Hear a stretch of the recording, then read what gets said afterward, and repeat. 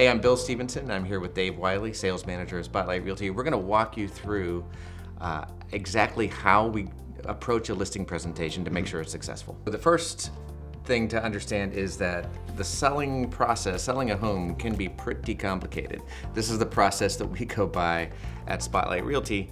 And what we're about to talk about today, just the listing presentation, is a small sliver of this. In our business, the listing presentation actually starts before the listing presentation, because we make an appointment for a listing presentation, then the next step is what we call the pre-listing package. So what goes in the pre-listing package? Yes, so the listing does not just start with the listing appointment, as you said. There's so much information that you need to gather. You want to learn as much as you can about the house, but also the neighborhood and everything that goes into it. The more that you know before going to that listing presentation, the more comfortable you're going to be with those sellers, and the more professional and more ready you're going to look. Yeah, and so we tell our clients when we set the listing appointment that they need to look in their email. We're going to send them an email that includes a few things for them to look at before the listing appointment starts. Yeah, so in that email, we're going to have a video of you as the agent. We want the sellers to already know who you are when you come to that front door and introduce yourself, and that's always going to make the listing appointment go that much smoother. They already know you, kind of thing. We're also going to have a seller guide in there. That's just a little bit about who we are and what we do here at Spotlight, but also at Compass. And we're also going to have information on Compass Concierge. And that is another program that we can go into further detail, but it is essentially a way for sellers to do updates and pay for those updates if they haven't done them yet, that hopefully will not break the bank for them, and can be done so prior to closing and prior to even getting the house on the market. All right, so Bill, we've set the listing appointment, but what am I gonna do as the agent to get ready for that? We've already sent the seller email, so they've already gotten that, but now there's a lot of information that we need to find out. We need to know about the neighborhood. We need to know previous MLS data on the house. We wanna know, again, any of those upgrades or updates the sellers have done, and hopefully with that email that you sent before, they're gonna tell you that. No sales in the neighborhood, comparables. The more that you know, the more confident you're going to be in this appointment, and the more that the sellers are going to trust you. And that's the end game here, is that you really are selling not just homes, but yourself as an agent. Now, our listing presentation is bound, and we try to make it look as professional as possible. We put this all together for you, so you don't have to think about what needs to go in it. It's all in here. And there's a CMA as well that is very prescribed for you, very easy to do, looks very professional, and lets your clients know that you have done the work before you got there, that you know what you're talking about, and that you're a real professional. That's essentially what you're trying to accomplish there. All right, so we've made it to the listing presentation, and you've done all of this work beforehand. We're at the house. What do we do now? The reason that we're there is to give people what they want.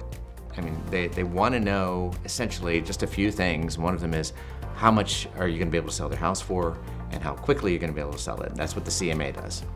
It gives them a very, very good idea of that. We go in with a range, actually. Right. We don't say, we're selling your house for $750,000. We say, we're selling your house between $735,000 to $747,522, something like that. So just a little bit of a range. We're often surprised when we get there that the home is either in better shape than it was the last time it was on the market, and that's the last time we saw it, the last time we have photos of it, or it's in a lot worse shape and it needs some work.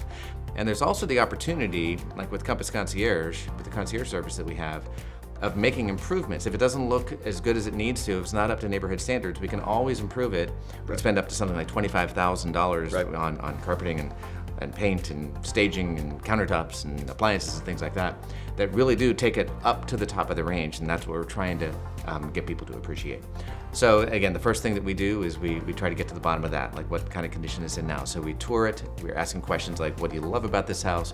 We're asking questions like, what about this house has changed since you bought it? We're taking pictures, we're taking notes, we're making sure that they know that we're being attentive to what their house is all about and what their needs are. The second thing I do is sit down somewhere in the house, wherever they invite you to, and find out what their goals are, because sometimes you're very surprised, right? Sometimes I sometimes ask a direct question, is the goal here to get top dollar for your home? Is it to get out fast? And this is an important thing too. Would they rather sell it after they move or while they're in the house, because sometimes it's very, very difficult for people to live their lives, especially in some of the markets we've been through in the last few years where, you have 40 showings over a weekend. It's very difficult to live your life when the phone is constantly ringing asking you to get out of your house, so sometimes it's better just to be gone. Right. Well, and a lot of this discovery, hopefully can be done prior to even going to the listing appointment. That is the point of the seller email that we do very early on, is to really figure out that motivation. But when you're at the house and we're actually speaking one-on-one, I do find that motivation may change, or there's a kind of a reality check of this is really what's going on here, and this is why I'm selling and why I need it done at this time. Right. I can't tell you how many times people say, I really want to get top dollar for the house the first time I talk to them, and then I get there and we talk more about in detail what's going on in their lives. They sometimes will revert to, well, actually, I just want to sell it fast. Yeah, you figure out what really matters. Yeah, and getting top dollar takes some work, and so if they don't want to do the work to get top dollar, then sometimes that becomes not so important. Exactly. Yeah, exactly. What do we do next? We've had the presentation. We've gone through everything.